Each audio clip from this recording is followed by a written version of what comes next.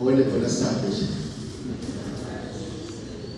Muy bien, entonces yo me presento. Yo soy el profesor Cristian Álvarez, soy profesor de la Facultad de Medicina y trabajo con un grupo de investigación que se llama el Grupo de Inmunología Celular e Inmunogenética, con sede o que está ubicado en la SIU, en la sede de investigación universitaria, y específicamente en este grupo de investigación yo dirijo lo que es la línea de investigación en inmunología de trasplantes, de tal manera que la inmunología para mí es el día a día, y por eso pues hago parte de los profesores que están con ustedes en el curso de inmunología.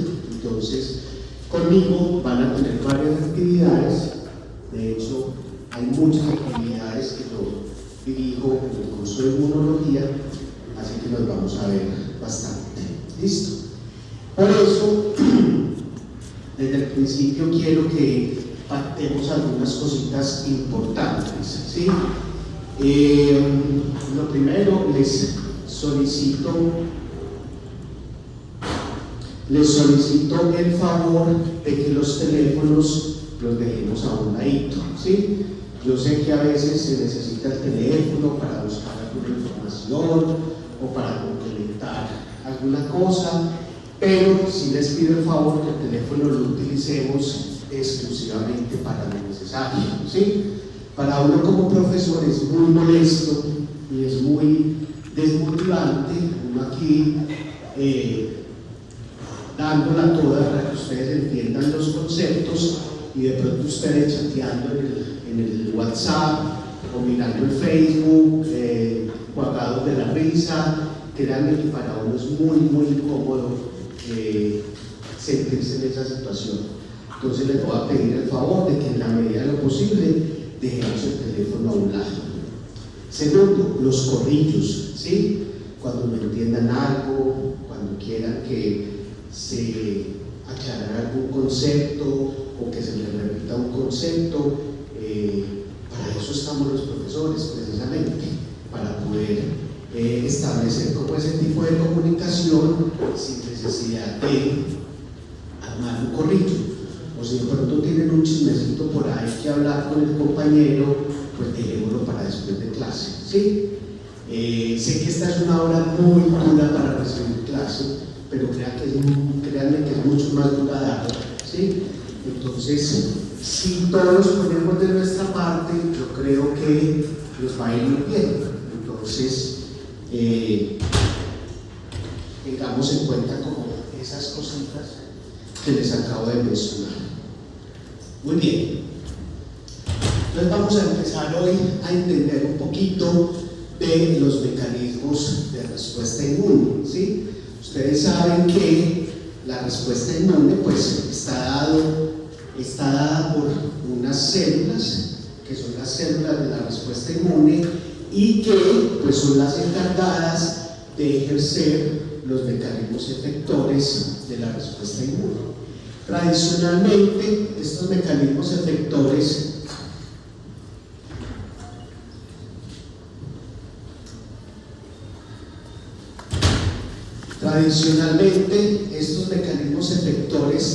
de la respuesta inmunológica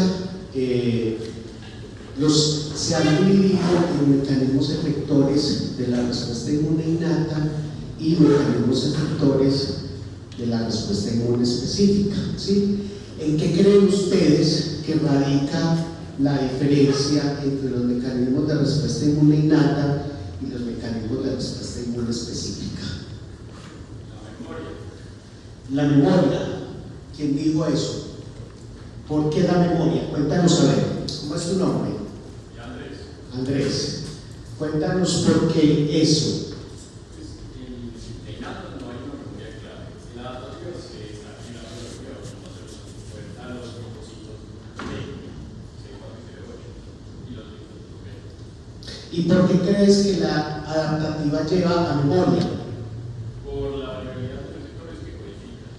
O sea, sé que hay una especie de Hablando tú, lo que. la entidad genómica del mapa hay un pequeño pedacito que codifica para distintos receptores, de manera que podríamos tener distintos receptores para distintos tipos de patógenos y nos ayuda a recordar, cosa que no podríamos hacer con la innata. Muy bien. ¿Alguien más? Perfecto. Entonces, como lo menciona Andrés, efectivamente, una de las diferencias, porque hay muchas diferencias, radica en que por cuenta de la memoria, perdón, de la respuesta inmune específica, se va a generar memoria, ¿sí? Y eso es supremamente importante, porque eso es lo que permite que cuando nos enfrentemos nuevamente a un estímulo que vaya a generar una respuesta inmunológica, digamos que esos mecanismos de respuesta inmune actúen inmediatamente, sin necesidad de que nos enfermemos. Entonces, esa es una de las principales características de la respuesta inmune específica y es precisamente la generación de la memoria. Sin embargo, para que se genere memoria inmunológica, pues tienen que pasar días, incluso semanas, en que nuestro sistema inmunológico está haciendo todo lo necesario para crear esa respuesta inmunológica. Mientras se dan esos mecanismos de defensa que están relacionados con la memoria, pues nuestro organismo se tiene que defender de alguna manera, ¿sí? Y para eso es que existen los mecanismos de respuesta inmune innata. De tal manera que la respuesta inmune innata básicamente lo que nos permite es hacer una contención, ¿sí?, de un estímulo que va a generar una respuesta inmunológica. En este caso, pues es muy importante enmarcarnos en lo que puede ser un estímulo a partir de un microorganismo que puede generar una enfermedad determinada, un proceso infeccioso. Entonces, estos mecanismos de respuesta inmune innata pues tienen que tener una capacidad de respuesta casi que inmediata, una respuesta muy rápida, una respuesta muy robusta y una respuesta muy efectiva. Y esas quizás son las características más importantes de la respuesta inmunológica innata, y es una respuesta temprana, una respuesta robusta y una respuesta efectiva, ¿sí? Y dentro de esos mecanismos de respuesta inmune innata que cumplen con esas características que les acabo de mencionar está el complemento. Y yo creo que cuando terminemos la clase pues van a estar completamente de acuerdo conmigo en que la respuesta del complemento cumple esas características que les acabo de mencionar. ¿Alguna pregunta? Muy bien, entonces vamos a tener una definición. ¿Esta chica vendrá para clase?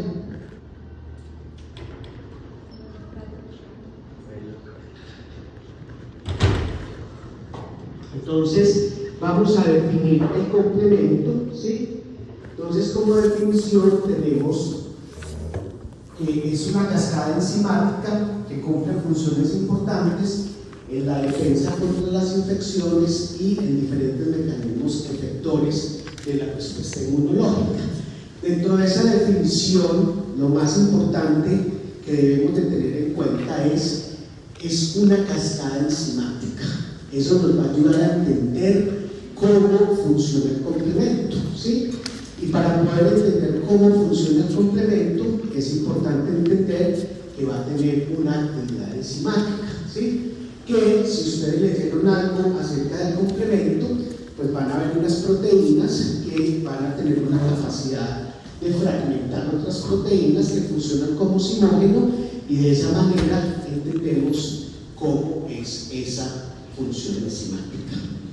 Otra cosa muy importante es que son muchísimas las proteínas que hacen parte de la cascada del complemento, ¿sí? De hecho, pues aquí yo tengo en la definición que son más de 30 proteínas, pero en los textos ustedes pueden encontrar incluso que pueden ser más de 50 o 60 proteínas, ¿sí? La mayoría de esas proteínas están en plasma. ¿Qué quiere decir eso?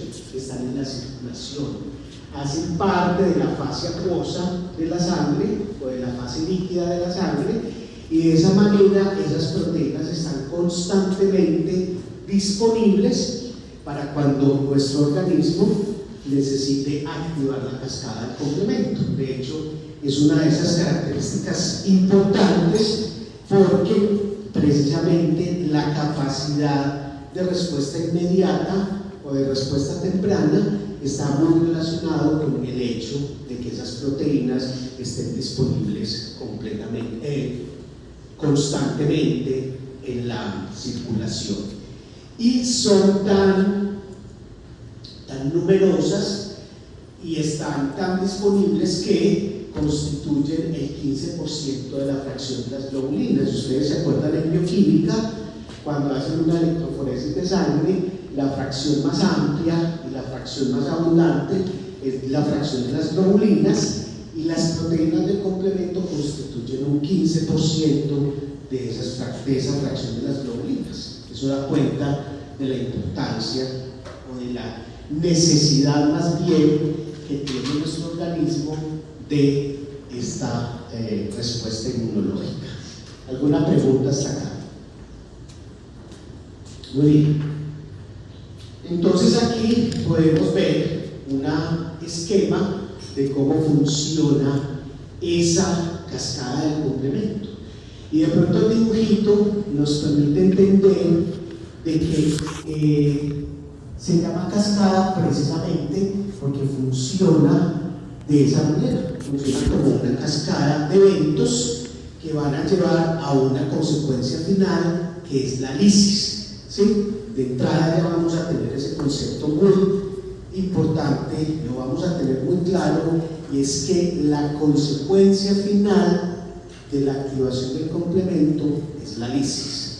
¿La lisis de qué? La lisis de una bacteria, de un microorganismo determinado, la lisis de una célula, de tal manera que también eso nos permite entender que el complemento siempre se va a activar sobre una superficie, ¿sí? Para poder que se genere la lisis, tiene que haber una superficie donde el complemento se active, ¿sí? De tal manera que a pesar de que las proteínas que hacen parte del complemento, muchas de ellas están solubles, para poder funcionar, ¿sí? Se tiene que dar sobre una superficie, y sobre esa superficie, en este caso una célula, sobre esa superficie es que se va a generar la lisis, que es la consecuencia final de la creación del complemento. Entonces, cuando este señor Jules Portet describió el complemento, decía que era un componente termolábil del plasma normal que causaba la ozonización y destrucción de las bacterias. Dime. Durito para que todos los compañeros se nutran de tu pregunta. El propósito final es la lisis. La lisis es la consecuencia final. Para que el complemento debe haber es decir, una célula enferma o puede ser una célula enferma, puede ser el microorganismo. ¿Sí? Muy bien. ¿Alguna otra pregunta?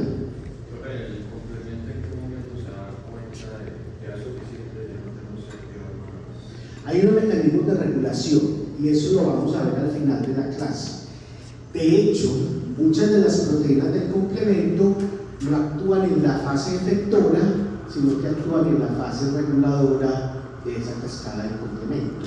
Es muy importante la pregunta que hace el compañero, porque como van a darse cuenta, el complemento es una respuesta supremamente potente, y si se genera una respuesta no regulada es muy perjudicial para el organismo. Entonces tiene que tener unos mecanismos de regulación que precisamente son intrínsecos al mismo complemento y que vamos a ver al final de la clase. ¿Listo? ¿Para qué sirve el complemento entonces? Teniendo en cuenta las características generales que hemos abordado del complemento, pues podemos decir que un complemento tiene estas tres funciones principales. Obviamente, por ser parte de un mecanismo de la respuesta inmunológica, pues va a tener una función muy importante en la defensa del huésped contra las infecciones. Vamos a ver más adelante que el complemento también va a jugar un papel muy importante, ya que funciona como un intermediario entre los mecanismos de respuesta inmune innata y los mecanismos de respuesta inmune específica. Y por último, tenemos también otra función muy importante del complemento, y es la disposición de residuos. ¿A qué nos referimos con este concepto de la disposición de residuos? Como consecuencia de muchos fenómenos biológicos, de muchos procesos metabólicos normales en nuestro organismo, se van a generar desechos, se van a generar, por ejemplo, células apoptóticas, se van a generar fragmentos celulares, ¿sí? Todos estos residuos, por decirlo de alguna manera, tienen que ser eliminados, tienen que ser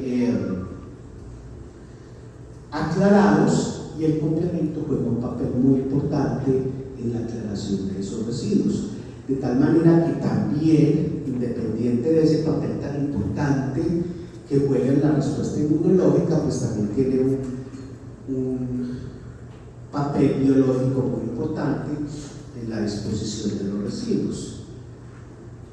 ¿Cómo funciona el complemento en esa primera función que le pusimos, que es la defensa contra las infecciones? ¿Sí?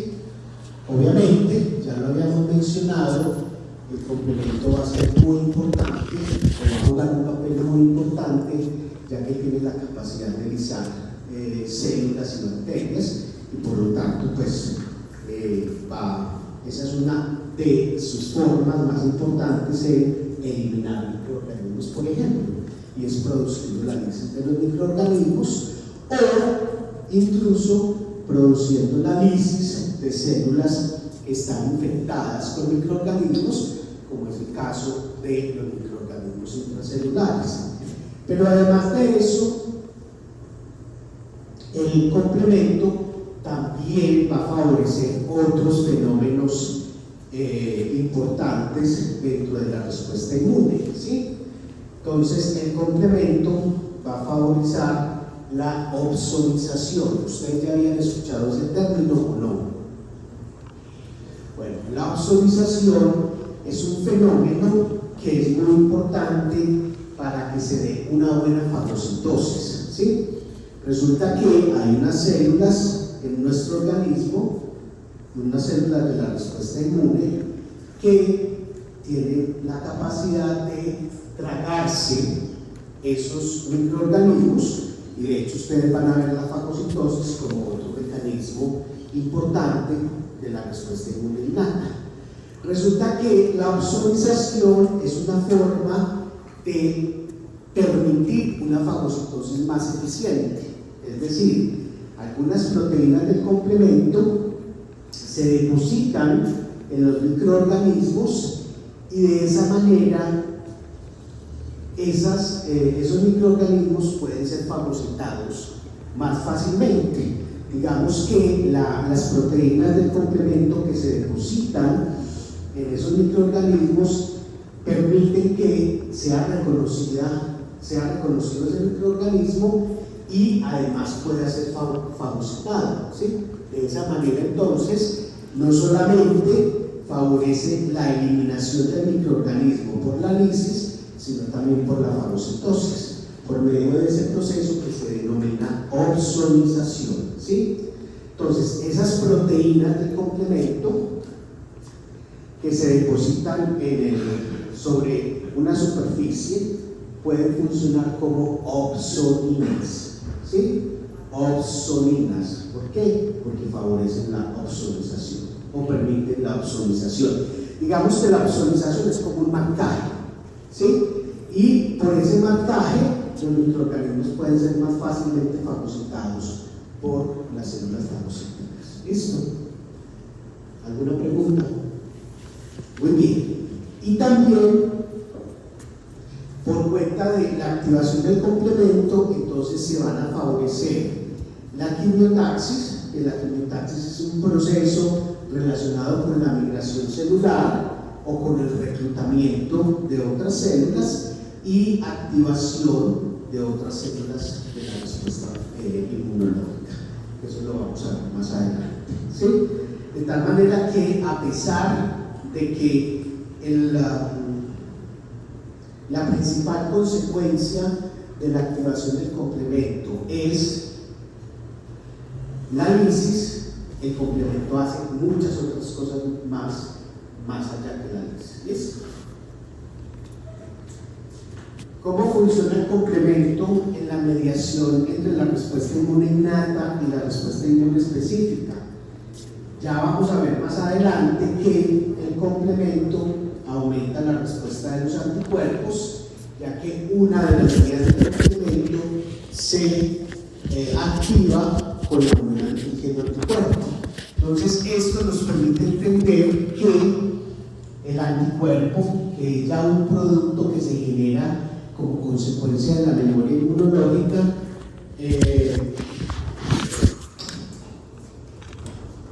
va a ser un mecanismo exclusivo de la respuesta inmune específica.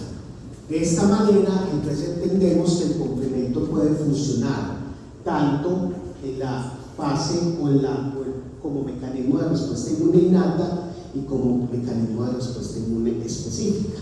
Y por eso es que una de las funciones del complemento es precisamente jugar como un papel importante en la mediación entre los mecanismos de respuesta inmune innata y los mecanismos de respuesta inmune específica. Y por último, cómo funciona el complemento en la disposición de residuos. Ya les había mencionado algo con ese fenómeno de la disposición de residuos, y es que mediante la activación del complemento se favorece la eliminación de complejos inmunes en los tejidos y la eliminación de células apoptóticas que se pueden generar como consecuencia de fenómenos biológicos o de procesos metabólicos normales en nuestro organismo. ¿Listo? ¿Alguna pregunta hasta acá?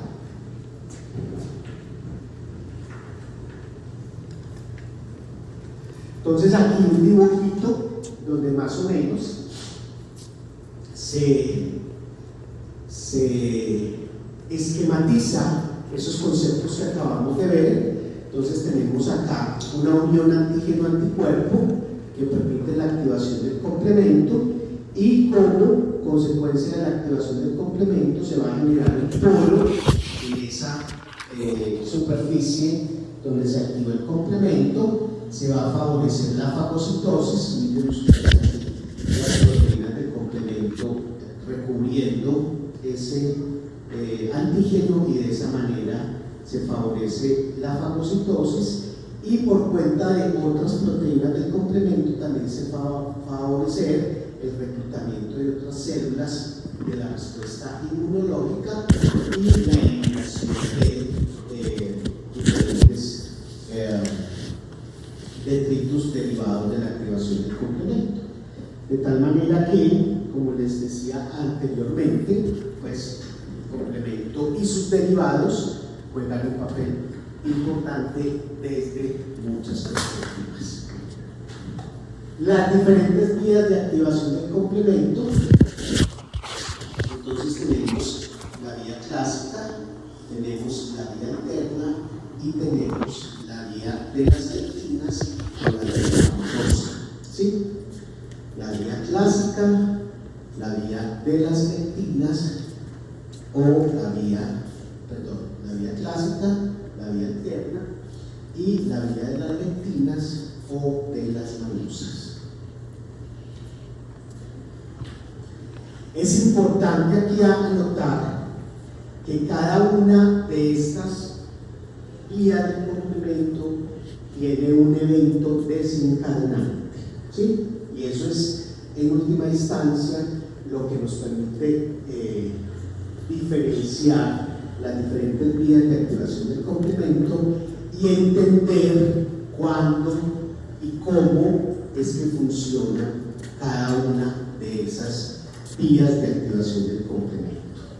De tal manera que lo que vamos a ver a continuación es entender cómo se activan diferencialmente estas vías del complemento. Pero antes de ver eso, este es un vectograma donde podemos ver cómo es el comportamiento de las diferentes vías de activación del complemento en la escala evolutiva. Y si ustedes ven, la vía alterna es la primera vía del complemento que se empieza a activar, que empieza a ser parte de los mecanismos de defensa de las diferentes especies.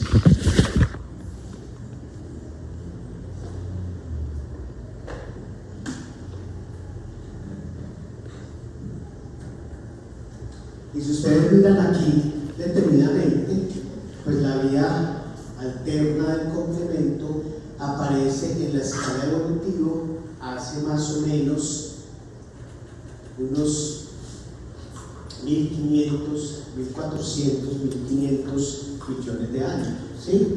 Es decir, que es una vía bastante antigua y es una vía que ha sido muy importante en los procesos evolutivos que han tenido las diferentes especies. Luego vemos en esa escala evolutiva la vía de las lectinas, ¿sí? Esta vía de las lectinas o de la manosa es una vía que aparece en la escala evolutiva hace aproximadamente unos 800, 900 millones de años. Y por último tenemos la vía clásica, ¿sí?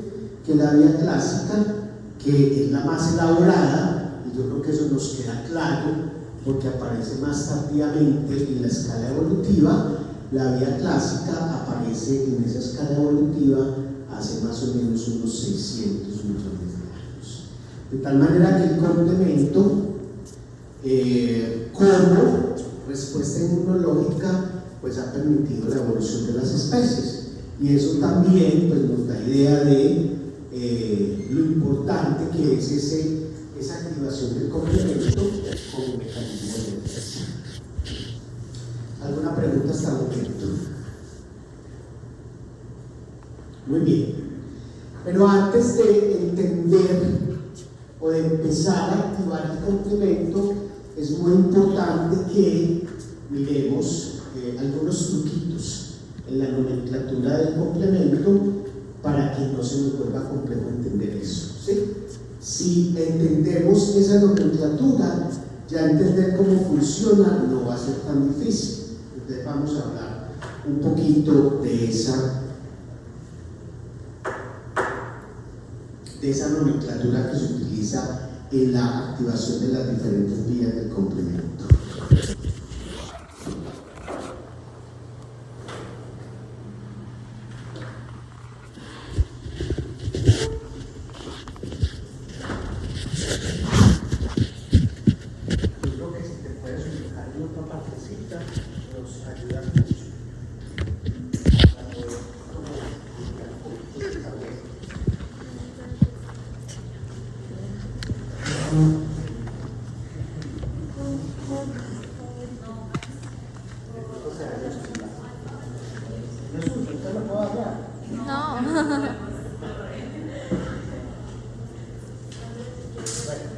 a ver todos. ¿Por qué no se acercan? Andrea.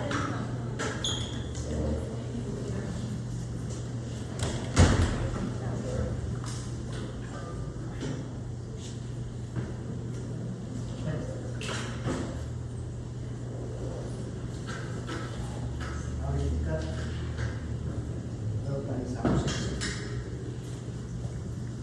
Pero me interesa que todos vean estos conceptos relacionados con la nomenclatura. ¿Ahí ven todos? ¿Sí? ¿Sí o no? ¿Los de atrás ven o no? Muy bien. Entonces, cuando hablamos del complemento, vamos a tener proteínas, ¿sí? Y vamos a tener factores.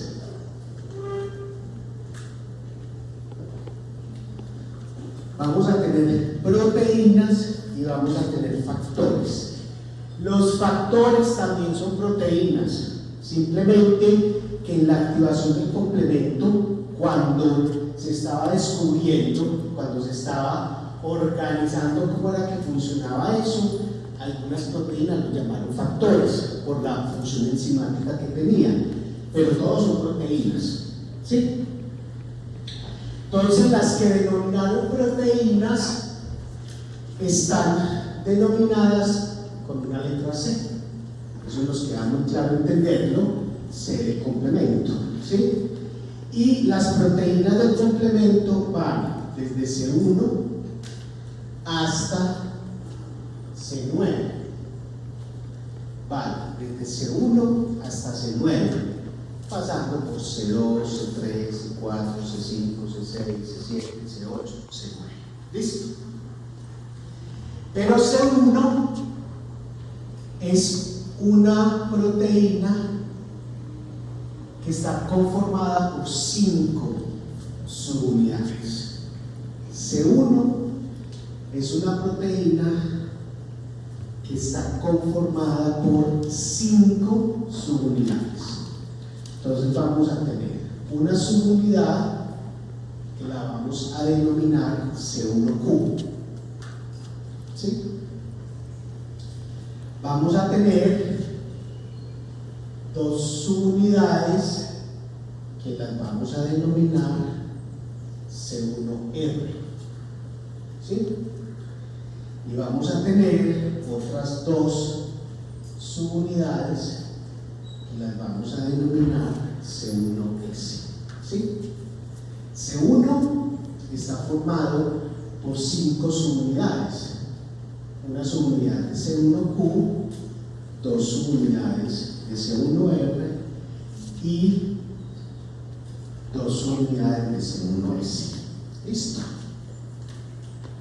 De resto, las otras proteínas no tienen subunidades. La única es C1Q, que está formada por esas 5 subunidades. ¿Listo? Muy bien. Y los factores van a estar denominados por una letra mayúscula distinta a la C. Entonces vamos a tener el factor B, vamos a tener el factor D, vamos a tener el factor I, vamos a tener el factor H, entre otros. ¿Listo?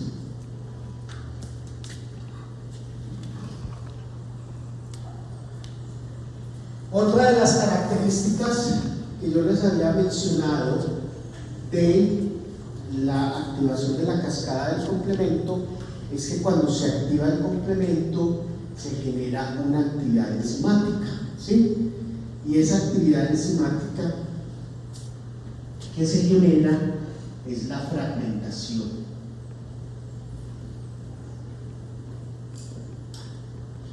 Es decir, que por cuenta de esa actividad enzimática se genera la fragmentación de otras proteínas, de tal manera que por cuenta de esa fragmentación se van a generar 2 fragmentos, ¿sí? Vamos a coger por ejemplo el C3, ¿sí? Cuando se fragmenta el C3 o cualquier otra proteína del complemento se generan 2 fragmentos. se va a generar un fragmento mayor que lo vamos a denominar con la letra minúscula B, un fragmento mayor que de entrada vamos a tener en cuenta que ese fragmento mayor es el que se deposita en la superficie. Ya les había dicho anteriormente que el complemento se va a activar sobre una superficie, que es la superficie que va a ser susceptible de izar. Entonces el C3D se activa, es el fragmento mayor y es el que se deposita en la superficie. Siempre el fragmento mayor es el que se deposita sobre la superficie. Y el otro fragmento que se va a generar es el C3A, que es el fragmento menor, es decir, que el fragmento menor se va a denominar con una A minúscula, es el fragmento menor, y ese fragmento menor queda soluble.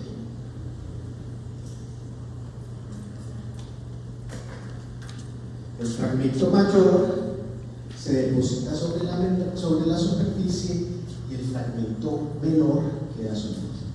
Hasta ahí vamos bien. Muy bien. Como todo en la vida, siempre hay una complicación, y es que con las proteínas del complemento, en esta nomenclatura, hay una excepción a la regla, que es el C2. ¿Sí? El fragmento mayor necesita un receptor en el No, de forma directa, por eso es el mayor, porque se precipita encima de la superficie. La excepción a la regla en esta nomenclatura es el C2. ¿Sí? Cuando se fragmenta el C2, se genera, como en todas las otras reacciones enzimáticas, un fragmento mayor y un fragmento menor. Eso no cambia, ¿sí? Sino que aquí el fragmento mayor es el C2A y el fragmento menor es el C2B. ¿Sí? Al contrario. ¿Por qué? Nunca he podido responder esa pregunta. ¿Sí?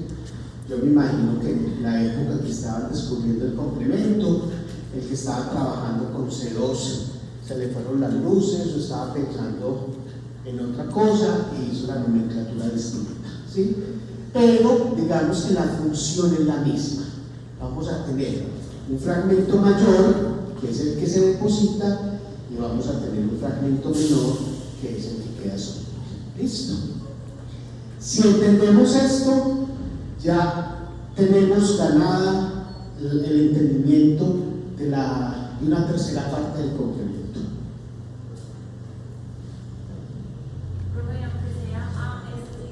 Sigue siendo el mayor.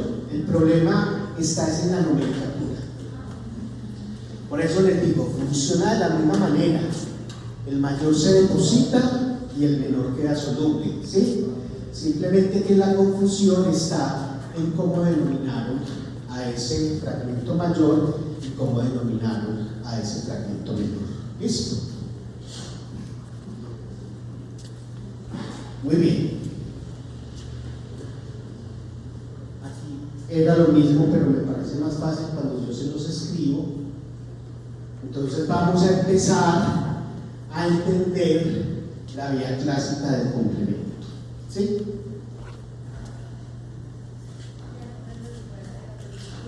¿Cómo? No, yo sé, pero todavía no me interesa correr el tablero. Así que ahí traten de adivinar más o menos, o no ven nada.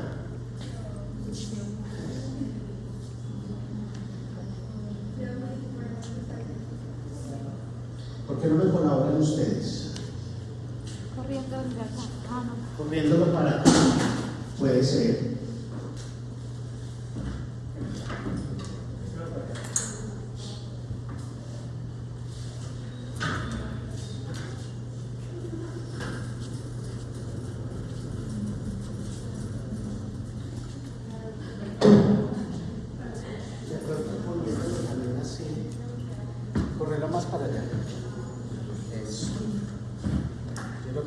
está bien.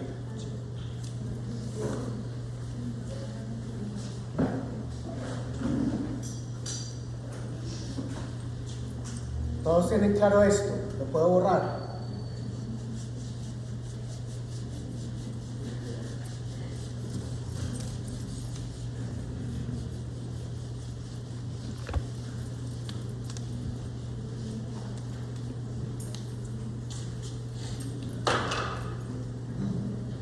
Bueno, jóvenes, entonces vamos a empezar a hablar de la vía clásica del complemento. ¿Por qué empezamos con la vía clásica? Porque la vía clásica es la más elaborada, por lo tanto, es la que tiene como mayor recorrido y así no vamos a tener que estar repitiendo mucha cosa. ¿Listo? Entonces, la vía clásica del complemento, ojo, esto no se les va a olvidar. La vía clásica del complemento hace parte de la respuesta inmune específica, ¿sí? A pesar de que estamos hablando de respuesta inmune innata, paradójicamente, la vía clásica del complemento hace parte de la respuesta inmune específica, ¿sí? Como les mencioné al principio, una de las características del complemento precisamente es que funciona tanto en procesos de respuesta inmune innata y en procesos de respuesta inmune específica. ¿Listo? Entonces, la vía clásica funciona como un mecanismo exclusivo, ojo, como un mecanismo exclusivo de la respuesta inmune específica. ¿Por qué?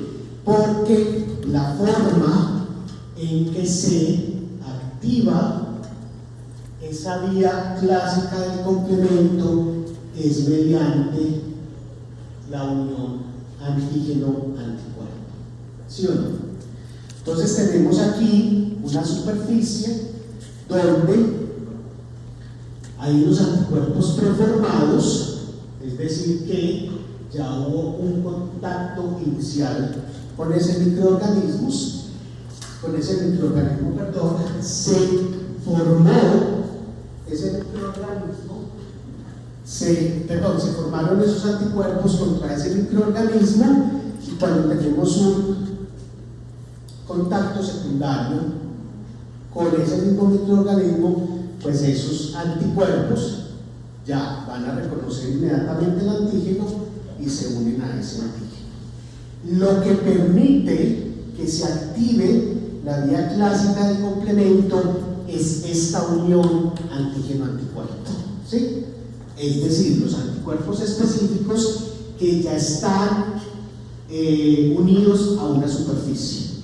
Porque como les mencioné, y eso no se les va a olvidar, el complemento se activa en una superficie. ¿Listo?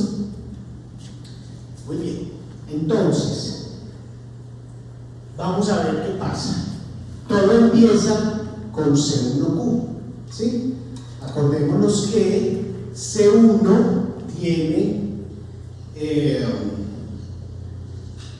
5 subunidades, una subunidad que es C1Q, 2 subunidades que son C1R y otras 2 subunidades que son C1S.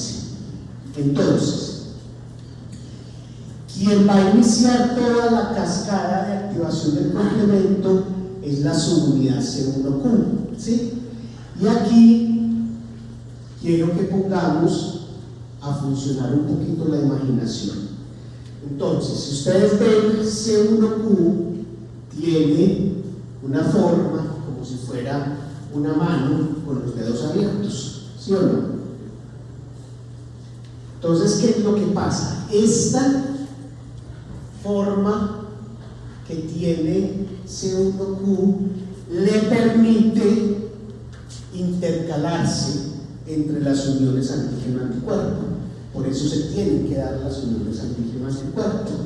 De tal manera que lo que hace C1Q, y aquí lo podemos ver, es que C1Q se intercala entre las uniones antígeno-anticuerpo, ¿sí?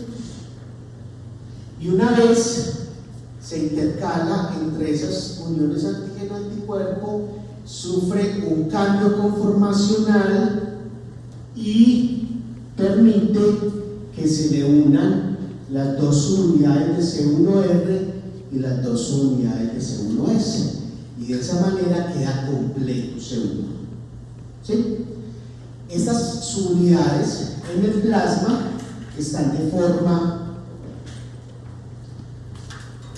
separada, pero cuando se dan las uniones antígeno-anticuerpo, entonces C1Q hace el reconocimiento y se intercala entre las uniones antígeno-anticuerpo, y una vez se intercala, sufre unos cambios conformacionales que permiten que se unan las dos unidades de C1, las dos unidades de C1R, las dos de C1S, y de esa manera ya queda C1 ensamblado y funcional. ¿Listo? ¿Alguna pregunta hasta ahí? Sí. Esas unidades C1S y C1R, pues hay una imagen que están confundidas, siempre están en dos complejos distintos. En dos complejos distintos, sí. Así están en circulación. Y otra pregunta, ¿qué es el FC de las inmunoglobulinas? El FC de las inmunoglobulinas es la fracción cristalizable, ¿sí? Es decir, las inmunoglobulinas están divididas en el FAB, que es la región de unión al antígeno, que como su nombre lo dice es el que hace el reconocimiento, y la parte que queda libre se denomina FC, la fracción cristalizable. ¿Listo? Muy bien. Entonces, ya les mencioné que cuando pasa lo que vemos en el dibujito, entonces ya queda conformado C1. Ahí lo va a tapar a usted. Pero es que ¿qué hago? No me da de otra. Voltea un poquito para acá. Entonces ya queda C1 completamente ensamblado. Y como les dije, ya C1 ensamblado va a adquirir una actividad enzimática. ¿Cuál es la actividad enzimática de las proteínas del complemento? La fragmentación, ¿sí? Entonces C1 va a fragmentar a C4, ¿sí? ¿Qué pasa cuando se fragmenta C4? ¿Cómo? Se genera un fragmento mayor y un fragmento menor. ¿Cuál es el fragmento mayor? C4b. Entonces se genera C4b que se deposita en la membrana, ¿sí? Y C4a que queda soluble. ¿Sí o no? Eso está de acuerdo con la nomenclatura. ¿Sí o no? Muy bien. Resulta que C1 también tiene la capacidad de fragmentar a C2. Entonces, ¿qué pasa cuando se fragmenta C2?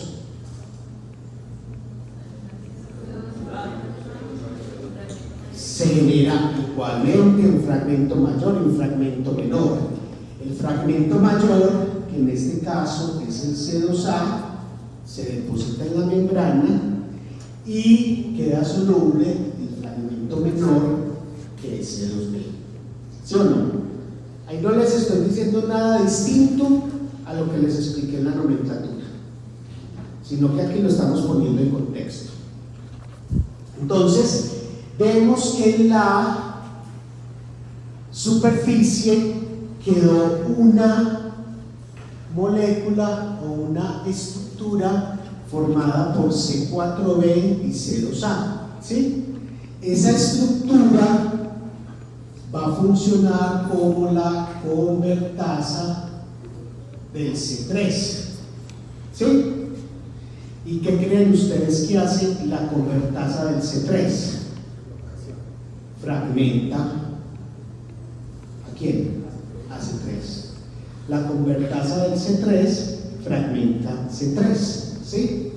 Entonces, esa convertasa del C3 fragmenta C3 y pasa lo mismo en todas las fragmentaciones. Se genera un fragmento mayor, que es el C3b, que se deposita en la superficie, y se genera un fragmento menor, que es el C3a, y queda soluble. ¿Listo? ¿Qué tenemos depositado en la superficie? Tenemos una estructura que ya va a estar conformada por C4b, C2a y C3b, ¿sí? Y todas estas moléculas junticas se van a denominar la convertasa del C5, ¿sí? ¿Qué hace la convertasa del C5? Fragmenta C5, ¿sí? Entonces, esta convertasa del C5 fragmenta C5. ¿Y qué pasa cuando se fragmenta C5? Se genera un fragmento mayor, que es el C5b, se deposita en la membrana, y un fragmento menor que queda soluble, que es el C5a. Miren ustedes que después de haber entendido la nomenclatura, es muy fácil entender estos primeros pasos de la activación del complemento, ¿sí? Entonces, si lo vemos aquí en este dibujito, aquí es muy bonito, ¿sí? Miren ustedes una microfotografía donde vemos una proteína de C1q, ¿sí? Y si ustedes le ponen fe y le ponen imaginación, es esa forma como de mano con dedos abiertos, es una proteína globular, y es bastante interesante. Entonces, esto es lo mismo que yo les acabo de explicar en el tablero, ¿sí? Entonces voy a repetir para que por favor no empiecen a copiar y ya copiaron lo que tenían que copiar. Entonces tenemos a C1q ya ensamblado, ya tenemos a C1 completo, ya ensamblado. Ese C1 adquiere actividad enzimática, va a fragmentar a C4, se genera C4b, que es el fragmento mayor que se deposita, y se genera el C4a, que es el fragmento menor y queda soluble. C1 también tiene la capacidad de fragmentar a C2. Se genera entonces el C2a, que es el fragmento mayor, y se deposita en la superficie, y se genera el C2b, que es el fragmento menor, y queda soluble. C4b, C2a junticos se van a comportar o van a funcionar como la convertasa del C3, de tal manera que esa convertasa del C3 lo que hace es que fragmenta C3, se genera el C3b, que se deposita porque es el fragmento mayor, y el C3a, que queda soluble porque es el fragmento menor, ¿sí? Aquí seguimos. Entonces ya queda una estructura que está conformada por el C4b, C2a, C3b, lo tenemos aquí, C4b, C2a, C3b. Esas tres moléculas junticas van a funcionar como la convertasa del C5, y esa convertasa del C5 lo que va a hacer es fragmentar C5, se genera C5b, que es el fragmento mayor, y C5a, que es el fragmento menor, y queda soluble. ¿Listo? Pero ojo, C5b ya no se une a nada, ¿sí? O mejor, no se une a nada, no, porque eso es mentira.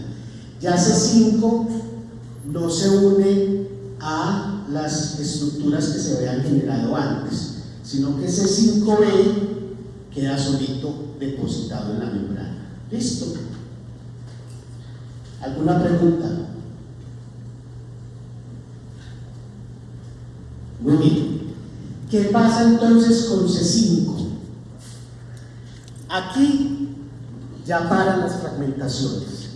De aquí para adelante ya no hay más fragmentaciones, sino que ya viene una fase que empieza con C5, que lo vamos a llamar el CAM, el CAM.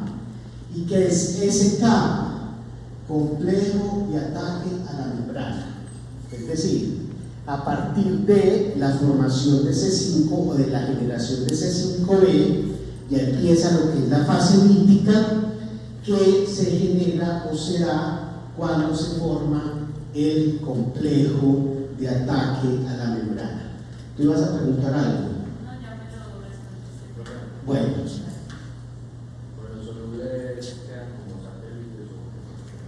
Hágame esa pregunta más adelante, pero no se le olvide. Más adelante vamos a ver qué pasa con todas esas proteínas que quedan solubles, porque en realidad quedan muchas proteínas solubles. ¿Listo?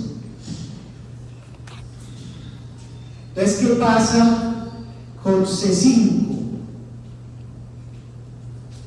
Entonces aquí tenemos la respuesta. Resulta que C5b se va a unir con C6, con C7 y con C8.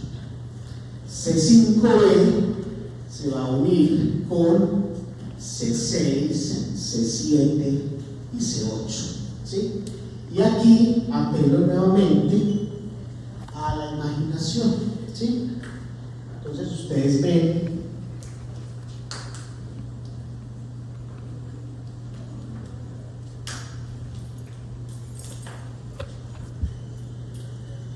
aquí esta estructura que está formada por C5b, C6, C7 y C8.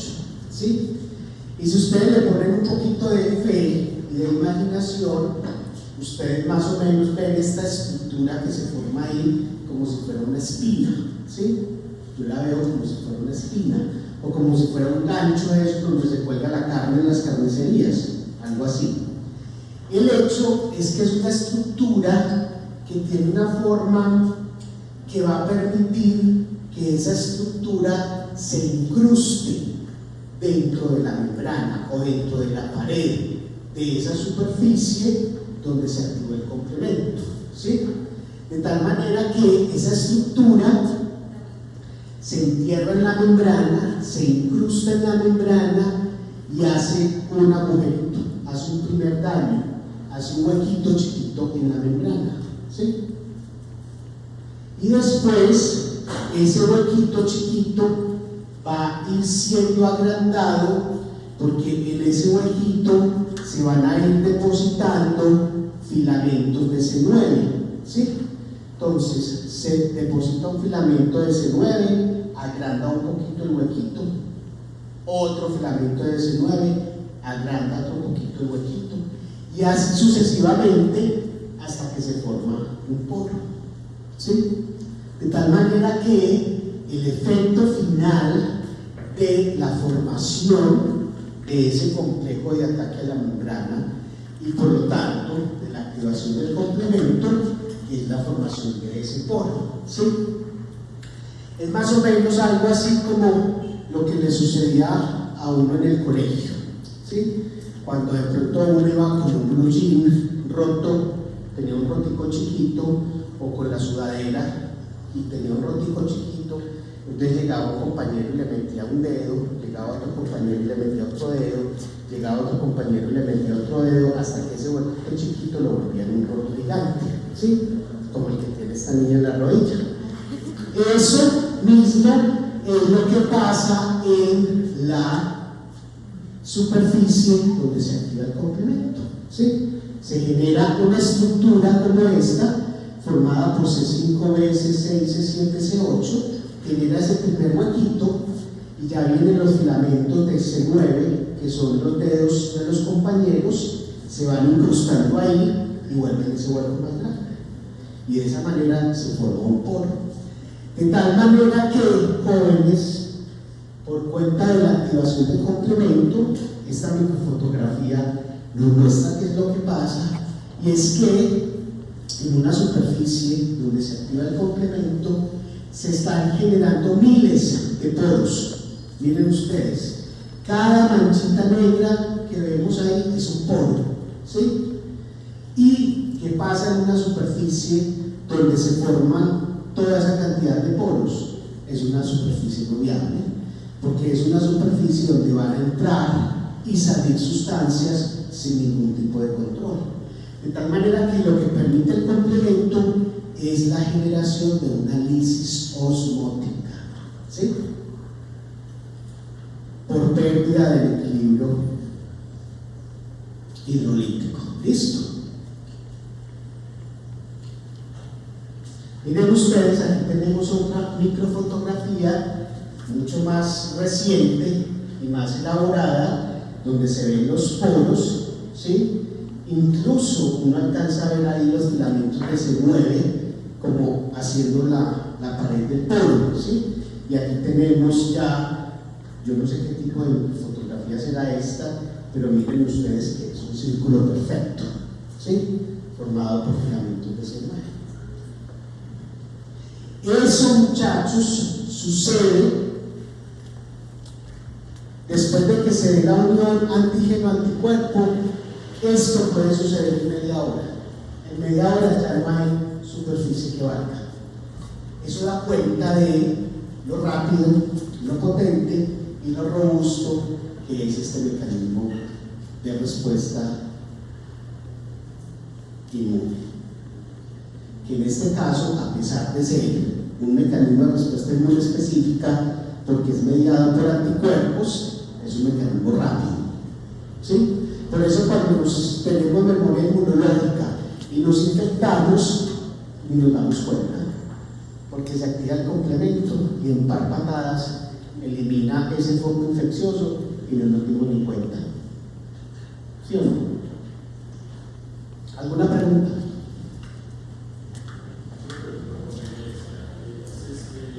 Háblame de Víctor.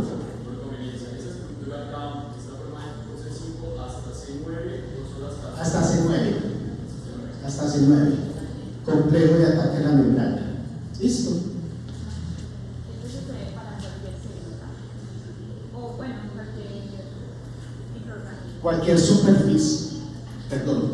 Cualquier superficie donde se activa el complemento. Llámese célula, llámese bacteria, llámese virus, llámese parásito, llámese hongo. Cualquier superficie donde se activa el complemento pasa esto. Dorito. ¿Los anticuerpos para poder que se una C1 son específicos o son? O sea, los anticuerpos son específicos para el antígeno, ¿sí? Y su especificidad radica en que se van a unir específicamente a este antígeno, ¿sí? Pero el hecho de que se una CQ no está determinado por esta especificidad, sino que está determinado por el isotipo. ¿Qué quiere decir eso? Que los anticuerpos que son capaces de fijar complemento son la inmunoglobulina M y la inmunoglobulina G. Pero yo no llamaría eso especificidad, porque hay muchas inmunoglobulinas M con diferente especificidad y muchas inmunoglobulinas G con diferente especificidad, ¿sí? Simplemente lo vamos a llamar por su nombre. Los isotipos que permiten la activación del complemento son las IgM y las IgG. ¿Listo? Claro, y es importantísimo el complemento en las enfermedades autoinmunes. Importantísimo. Ustedes van a tener la oportunidad de hacer un taller de autoinmunidad en el cual participa el profesor Cristian y muy probablemente con el profesor Cristian van a discutir acerca de esos autoanticuerpos. ¿Listo? ¿Alguna otra pregunta? Vamos entonces con la vía alterna. Si ustedes recuerdan, jóvenes, La vía alterna del complemento, en la diapositiva que yo les mostré de los procesos evolutivos, la vía alterna del complemento es la vía más vieja o que lleva más tiempo presente en la escala evolutiva, ¿sí? ¿Y por qué creen ustedes que esa vía alterna es la que lleva más tiempo en la escala evolutiva?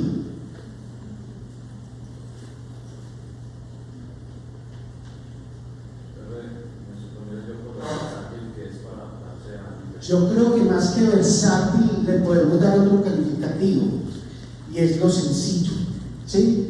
Yo les había dicho que la vía más compleja y la más elaborada era la vía clásica del complemento, que fue la que acabamos de ver, ¿sí? La vía clásica, y es la última que aparece en la escala evolutiva, ¿sí? Por el contrario, la vía que más tiempo lleva presente en la escala evolutiva es la alterna, y una de sus características es que se activa muy fácil, es la menos compleja, y es precisamente porque mientras más alejada esté la escala evolutiva, quiere decir que los organismos eran menos evolucionados. Entonces, por eso la vía alterna del complemento es la más sencilla para activarse. ¿Listo? Ahora, la vía alterna hace parte exclusivamente de la respuesta inmune innata, ¿sí? La vía clásica hace parte exclusivamente de la respuesta inmune específica. La vía alterna hace parte exclusivamente de la vía de la respuesta inmune innata. ¿Listo? Muy bien. ¿Cómo es importante este? Se conecta con el sistema de inmunidad natural o inespecífica, interaccionando directamente con la superficie del microorganismo, ¿sí? O sea, que no necesitamos un mediador como son los anticuerpos. ¿Listo? Entonces, ¿cómo se activa esa vía clásica del complemento? Entonces, la vía clásica del complemento empieza por un fenómeno que se llama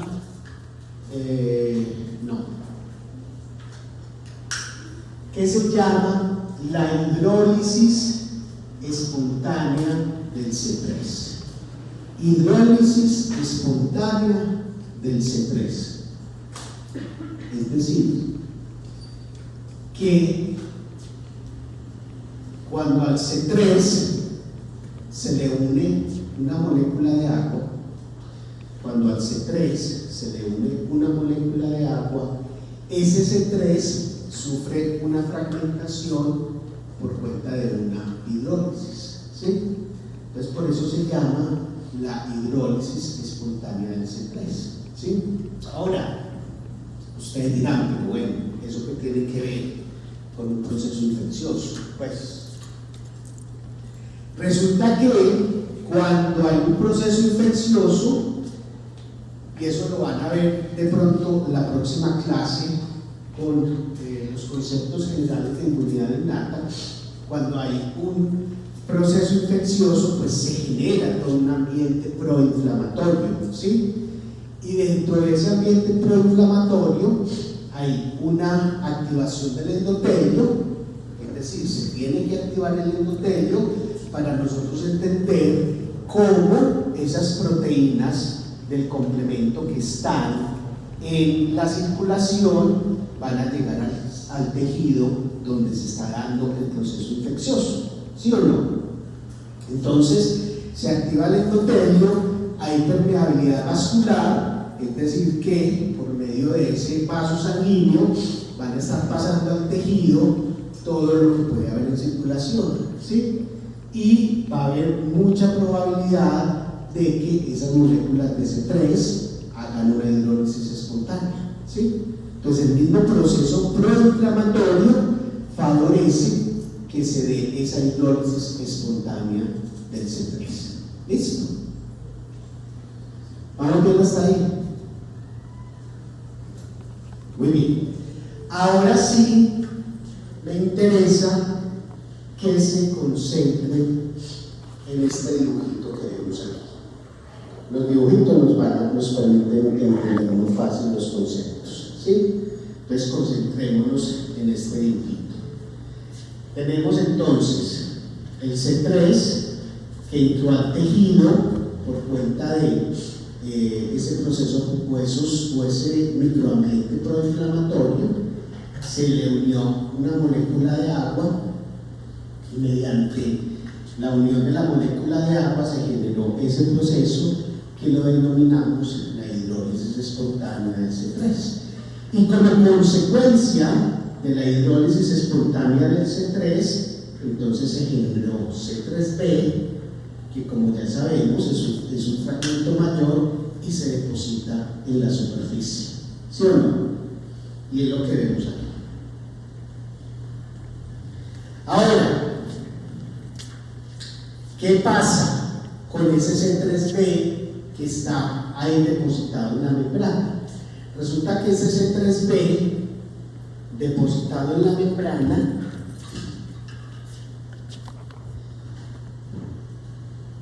este C3b que está depositado en la membrana va a ser reconocido, mírenlo acá, va a ser reconocido por el factor B, ¿sí? Acuérdense que cuando vimos la nomenclatura, pues dijimos que hay otras proteínas que actúan en otras vías del complemento que en su momento no se denominaron proteínas, sino que se denominaron factores. Entonces aquí tenemos el factor B que se va a unir a ese C3b que está depositado. Entonces va a quedar un complejo formado por el C3b y el B. ¿Hasta ahí vamos bien? ¿Sí? Perfecto. Resulta que también está por ahí dando vueltas el factor D, el factor D de dedo, ¿sí? Entonces, ¿qué hace ese factor D de dedo? Ese factor lo que va a hacer es fragmentar al factor B, que ya se requintó inicialmente, de tal manera que se fragmenta el factor B y me va a quedar el BB, que es el fragmento mayor, se deposita y queda el BA, que es el fragmento mayor y queda soluble.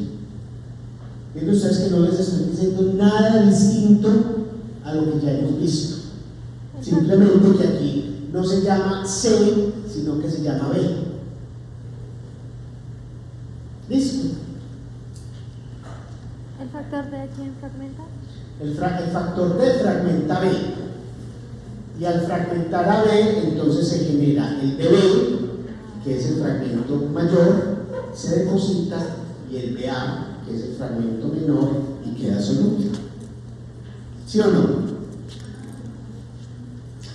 De tal manera que en la superficie yo voy a tener un complejo que está formado por C3b, BB. ¿Sí? Y ese C3b se va a comportar como la convertasa del C3. Ese C3bb se va a comportar como la convertasa del C3. Es decir, que esa convertasa del C3 va a fragmentar más C3, ¿sí? Ustedes se harán la pregunta, ¿pero por qué? ¿Sí? ¿Por qué se va a fragmentar más C3 si ya hubo una hidrólisis espontánea del C3?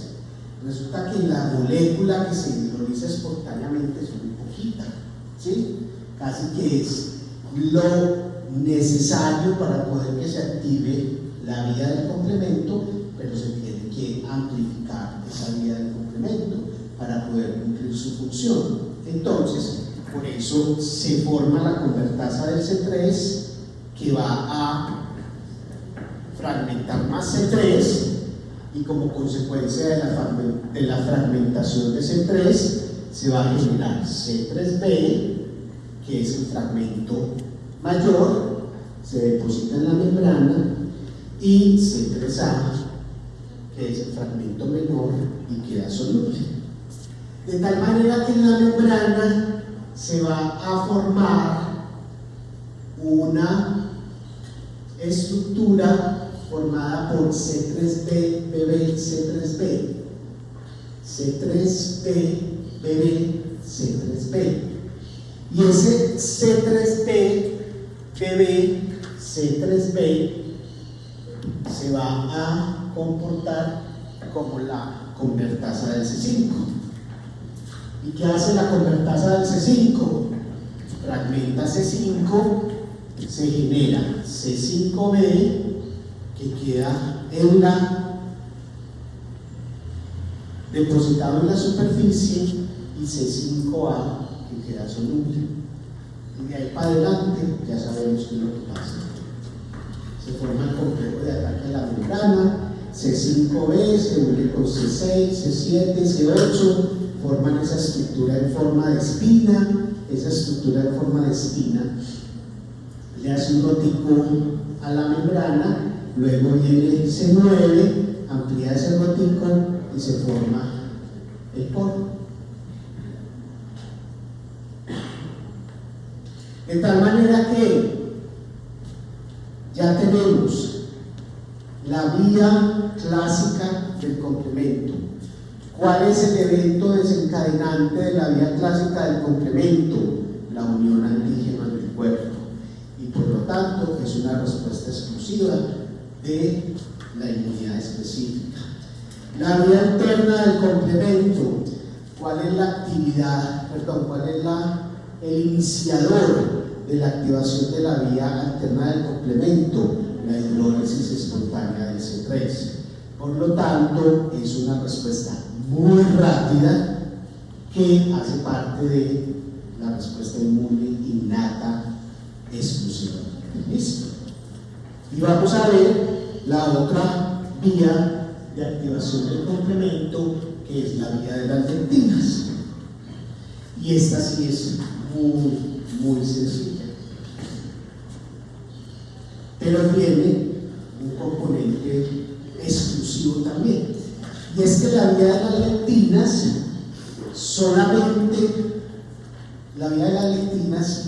también hace parte de los mecanismos de respuesta inmune innata. La vía de las lectinas hace parte de los mecanismos de respuesta inmune innata, pero solamente se activa en los microorganismos que expresan ciertos azúcares, como es el caso de las manosas, específicamente en las bacterias gram positivas. ¿Sí? Entonces, esas bacterias tienen unos carbohidratos que se expresan en su superficie, que se denominan manosa. Y nosotros tenemos unas proteínas que se llaman las MBL, o las lectinas unidoras de manosa. ¿Sí? Lectinas unidoras de manosa. Que si ustedes ven, esas lectinas unidoras de manosa, ¿a qué se les parecen? ¿A qué se les parecen? A C1q, ¿sí o no? Y esas proteínas unidoras de manosa van a estar siendo complementadas por unas proteínas que tienen actividad serina, que son las más 1 y las más 2. ¿Y a qué se le parecen esas más 1 y más 2? A C1R y a C1S, así de sencillo. De tal manera que esta proteína formada por la lectina unidora de manosa y las MASP lo que hace es que reconocen los residuos de manosa que están en los microorganismos de la misma forma como el C1 reconoce los anticuerpos. Y de ahí para adelante es lo mismo que la vía clásica del complemento, solamente cambia el iniciador de esa vía, que es la unión de las lectinas unidoras de manosa a la manosa. No, esa unión es la convertasa del C2 y del C4. O sea, hidroliza, tiene la capacidad de hidrolizar C2, C4, ya se forma la convertasa del C3 y ya pasa lo mismo que pasa en todas las vías del complemento.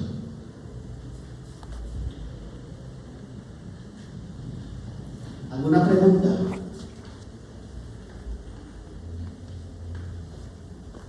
Aquí tenemos otro esquema distinto, pero es lo mismo.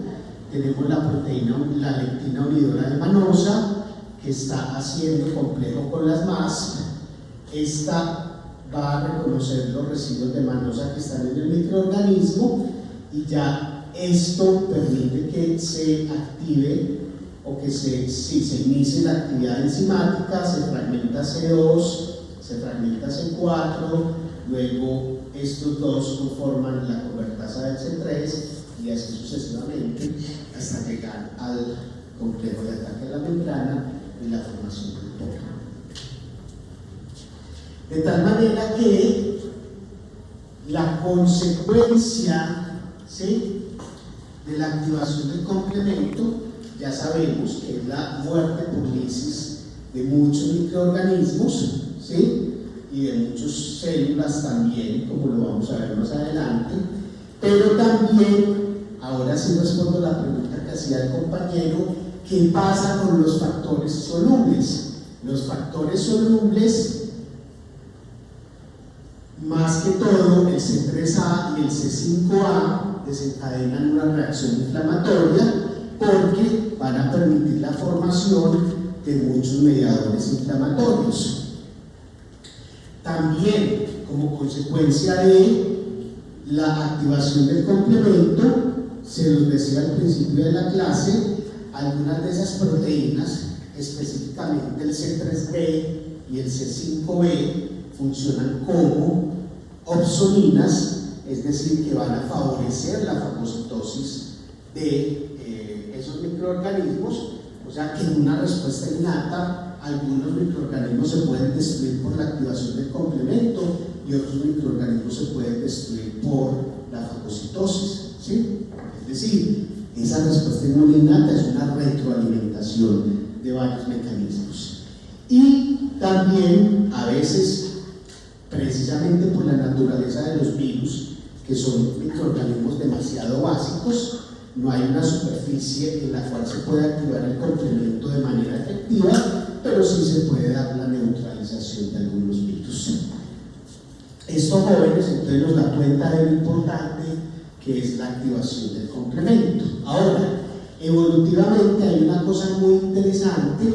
Si ustedes ven acá, por ejemplo, el C1Q, la proteína unidora de manosa, que es la que está involucrada en la activación de la vía de las lectinas, y esta otra proteína que se llama ficolina, que es muy importante en la activación del complemento frente a los hongos, pues tienen una conformación bastante similar. Se llaman proteínas globulares o proteínas con dominios globulares, ¿sí? Eso da cuenta de que evolutivamente, o lo que dio un giro a través de la evolución, fueron estas proteínas globulares o estas proteínas con dominios globulares, que son los que favorecen la activación de las diferentes vías del complemento. De tal manera que puede ser que en unos años ustedes lean por ahí que hay otra forma de activar el complemento y que sea por una nueva proteína con dominios globulares. Eso es todo un proceso evolutivo. Entonces, si nosotros hacemos aquí una comparación de las tres vías del complemento que tenemos, entonces tenemos la vía clásica, que ya les mencioné, es una vía que se activa directamente por la unión antígeno-anticuerpo.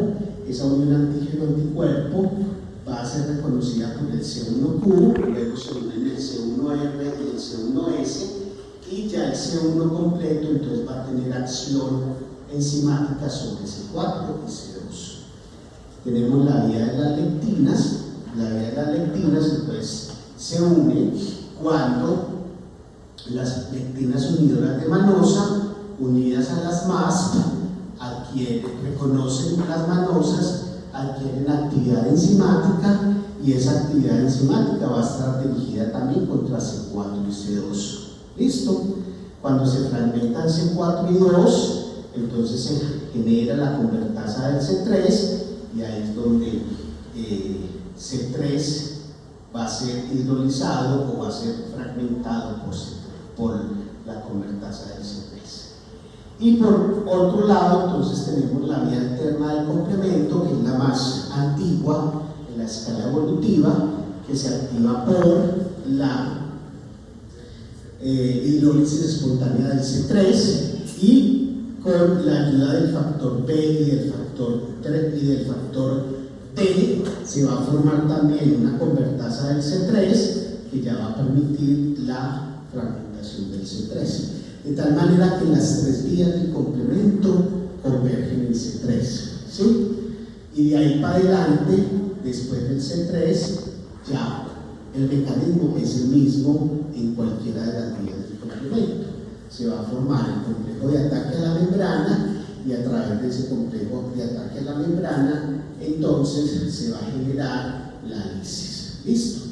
Pero, muy importante, todas las moléculas que están intermedias en la activación del complemento pueden favorecer la inflamación, que lo vemos aquí, pueden favorecer la ozonización, y por lo tanto se favorece la fagocitosis. ¿Listo? ¿Alguna pregunta? Muy bien. Esto es lo mismo, simplemente que está en otro dibujito. Ahora, me decía el compañero, preguntaba, ¿qué pasa con los factores solubles? Entonces miren ustedes acá, es una lista de todos los efectos que se pueden dar por cuenta de los factores solubles. Pero aquí lo vamos a ver de una manera un poco más discriminada, ¿no? Ya esa diapositiva. Pero entonces, ¿qué pasa con esos factores solubles? Entonces, con esos factores solubles, por ejemplo, el C3A, C3, a ver, interfaces, bueno, estas proteínas del complemento que quedan como solubles básicamente funcionan en un proceso que se denomina la anafilaxis, ¿sí? Esas proteínas solubles las vamos a denominar anafilotoxinas, y lo que hacen las anafilotoxinas es que permiten el reclutamiento de otras moléculas de la respuesta inmunológica, funcionan como mediadores inflamatorios y favorecen también la quimiotaxis. Les decía, jóvenes, una activación aberrante del complemento es peligrosísima, ¿sí? Por lo tanto, dentro de la activación, dentro de las proteínas que hacen parte del complemento, están los reguladores de esa activación del complemento. Entonces aquí, por ejemplo, vemos los principales reguladores del complemento, como el factor U, el factor I, el factor H, la proteína de urina C4, el inhibidor del C1, el factor de desaceleración, el CD59, interaccionan aquí, miren ustedes, en diferentes momentos de la activación del complemento, y básicamente qué es lo que están haciendo, ¿sí? De tal manera que dentro de esas proteínas del complemento hay proteínas cuya función es regular la activación masiva e inespecífica del complemento. Hay una muy interesante que es, por ejemplo, el CD59. Ustedes ven, de acuerdo a la tabla, ese CD59 está presente en todas las células sanguíneas, en las células endoteliales, en las células epiteliales. ¿Y qué hace ese CD59? Bloquea la unión de C9 y evita la formación del complejo de ataque a la membrana. Si uno, por ejemplo, analiza un fenómeno como es la hidrólisis espontánea del C3, que es el mecanismo que activa la vía alterna del complemento, pues uno dice que eso se puede activar en cualquier parte, ¿sí? Y si estas proteínas están en sangre, es muy probable que esa hidrólisis espontánea del complemento se pueda activar en la circulación. Para eso está el CD59, ¿sí? El CD59 está para proteger todas las células sanguíneas, las células endoteliales y las células epiteliales. Digamos que en las enfermedades autoinmunes tendríamos problemas, no sé, con el complemento o digamos con Ambas. Y hay unas inmunodeficiencias que están relacionadas con las proteínas reguladoras o con las proteínas del mismo complemento. Es una variedad muy amplia. Pero, por ejemplo, hay una enfermedad del tipo infeccioso y hereditario que es el síndrome hemolítico urémico, tanto atípico como no atípico, que está relacionado con la disregulación o con la inhibición de estos factores reguladores.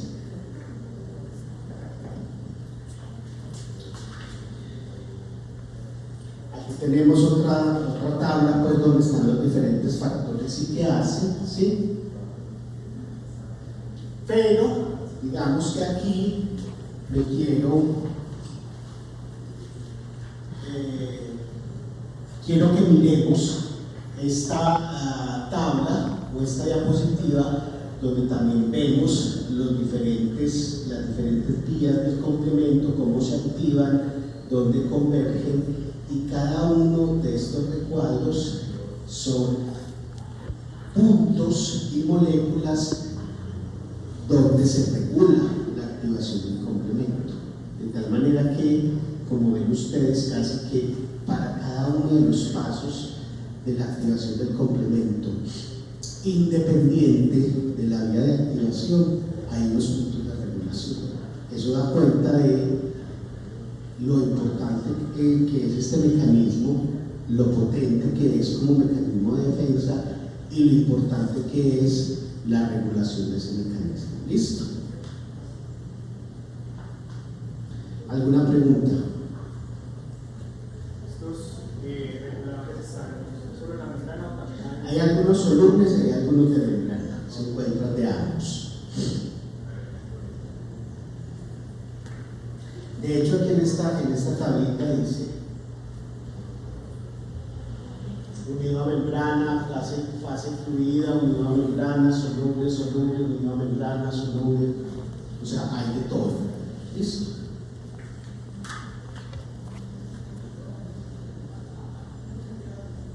Lo que les decía ahora, entre las fisiopatologías relacionadas con el complemento, la falta de control o activación aberrante del complemento participa en la fisiopatología de muchas enfermedades, ¿sí? Y específicamente la activación por la vía clásica del complemento está presente o es un mecanismo efector de muchas enfermedades autoinmunes, porque en muchas enfermedades autoinmunes uno de los principales desencadenantes de los mecanismos efectores son los autoanticuerpos, ¿sí? Y al ser un autoanticuerpo tiene la capacidad de activar el complemento. Muy bien. ¿Para qué utilizamos clínicamente el complemento? ¿Sí? El complemento no sirve para hacer diagnóstico, sino que análisis de las proteínas del complemento de circulación me sirve para hacer como apoyo diagnóstico y seguimiento de la evolución clínica de una enfermedad, ¿sí? Es decir, por ejemplo, en las enfermedades autoinmunes sirve para mirar si el complemento, si hay una fase de activación de la enfermedad autoinmune, si hay una disminución de los valores normales. Todo eso le ayuda al clínico a interpretar qué es lo que está pasando. También sirve para reconocer la vía activada, es decir, dependiendo del perfil de proteínas que estén en la circulación, uno puede inferir cuál vía es la que se está activando, si la vía alterna, si la vía clásica, si la vía de las lectinas. Lo que mencionaba ahora la compañera, hay muchas inmunodeficiencias que están relacionadas con enfermedades autoinmunes por cuenta de la deficiencia en las proteínas del complemento. Entonces, por ejemplo, tenemos que en las enfermedades autoinmunes es muy común la deficiencia de algunos de las proteínas del complemento, es decir, que paradójicamente hay una disfunción del complemento, así sea una enfermedad autoinmune, pero también se puede presentar una deficiencia en las proteínas inhibidoras del complemento y también favorecer ciertos procesos. Es decir, el complemento no lo podemos encasillar a disminución, ausencia de activación, sobredosis de. Aquí puede verse desde ambas perspectivas dependiendo del tipo de enfermedad con el cual se esté asociando. No es lo mismo una enfermedad hereditaria que una enfermedad autoinmune o que una enfermedad infecciosa. ¿Listo? Ahora, este es el panorama de lo que estaría pasando con la activación del complemento, ¿sí? Entonces, para efectos didácticos, este panorama yo lo parto en dos, ¿sí? Y aquí tenemos entonces qué es lo que está pasando sobre la célula blanco, que por lo general pues es el microorganismo o la célula infectada. Entonces pueden ver ustedes que puede haber activación de la vía clásica del complemento, puede haber activación por cuenta de la vía de las lectinas, puede haber activación por cuenta de la hidrólisis espontánea del C3, es decir, que la activación de una vía del complemento no excluye la activación de otra vía del complemento. De hecho, en un proceso infeccioso se pueden activar las tres vías del complemento si se cumplen las características necesarias para que se activen las tres vías del complemento, ¿sí? Entonces, se activan las vías del complemento, ya sabemos qué pasa con la activación de esas vías del complemento y al final entonces se va a formar el complejo de ataque a la membrana, que eso va a llevar a que se forme el poro, y la formación del poro es lo que en última instancia va a permitir la lisis. ¿Listo? Pero por otro lado están todos esos factores solubles que quedan después de la activación del complemento. Y como ustedes ven aquí, tenemos células que funcionan en otros procesos o en otros mecanismos efectores de la respuesta inmunológica. Tenemos, por ejemplo, las células presentadoras de antígeno, tenemos los macrófagos, ambos muy importantes en la presentación antigénica y en los mecanismos de procesos inflamatorios. Tenemos linfocitos T y linfocitos B, que son células de la respuesta inmune específica, pero todas estas células tienen receptores para proteger el complemento. Eso quiere decir que si estas células tienen receptores para las proteínas del complemento, es porque esas proteínas del complemento algo hacen en esas células, ¿sí? Por ejemplo, está muy claro de que el C1q es muy importante para la maduración de las células dendríticas. De ahí que la deficiencia de C1q esté involucrada en muchas enfermedades autoinmunes, ¿sí?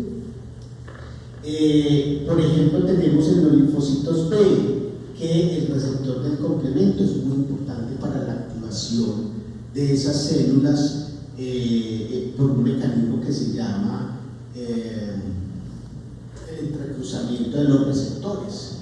Entonces, todavía hay muchas cosas del complemento que no sabemos, ¿sí? Por eso, a pesar de que no sabemos mucho, pero sabemos que hay otras células de la respuesta inmune, específicamente de la respuesta inmune adaptativa, que presentan receptores del complemento. Eso quiere decir que esas células necesitan de las proteínas del complemento para algo. ¿Listo? Bueno, jóvenes, yo creo que con esto terminamos el tema del complemento. De todas maneras, les recomiendo que si tienen la oportunidad de sacar una lectura, yo creo que ya con los conceptos más elaborados les es más fácil de hacer la lectura. Y bueno, muchas gracias.